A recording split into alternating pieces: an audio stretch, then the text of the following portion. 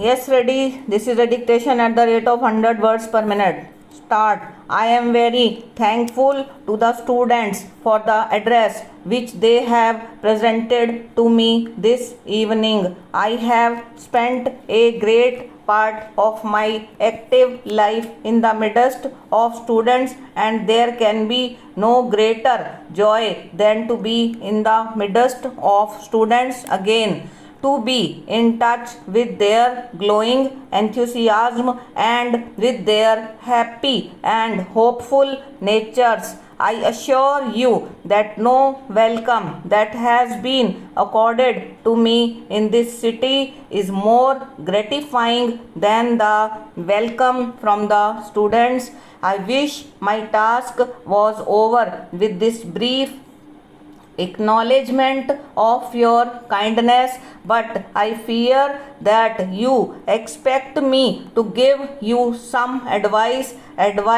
which it is so easy to give, but which is not always easy to act upon.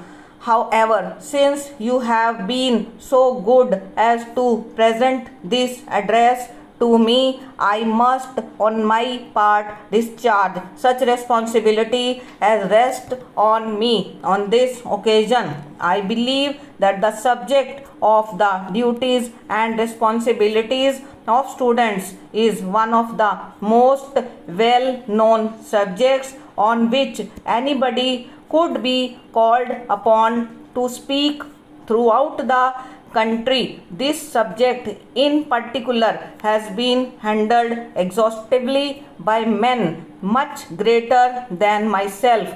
It is not therefore possible for me on this occasion to say anything new or anything that may be particularly useful to you, but I venture to make a few observations on some of the practical aspects of the student life. It is often said that the days of student life were, in some respects, the happiest days of one's life.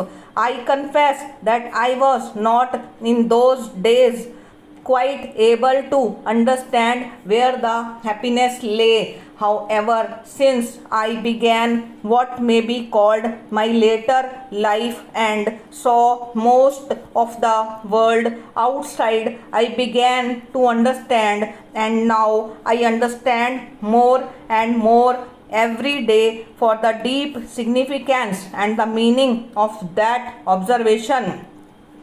There is no doubt that if I could go back once again to the days of studenthood, I would do so at once with pleasure. The life of a student is a sheltered life. There are, of course, certain responsibilities which you cannot get rid of, but you occupy a position of vantage in regard to the performance of these responsibilities.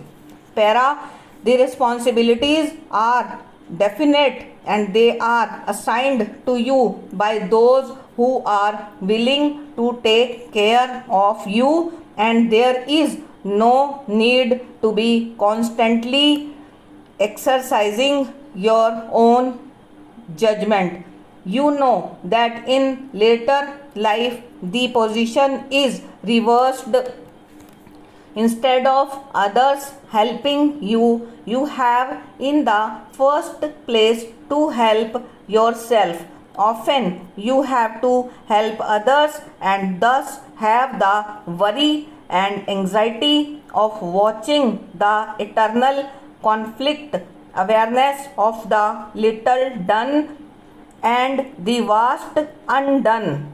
All these things hang on you as you grow in life, and you realize more and more in meaning and significance of the observation that the happiest days of your life are the days of studenthood. stop and over.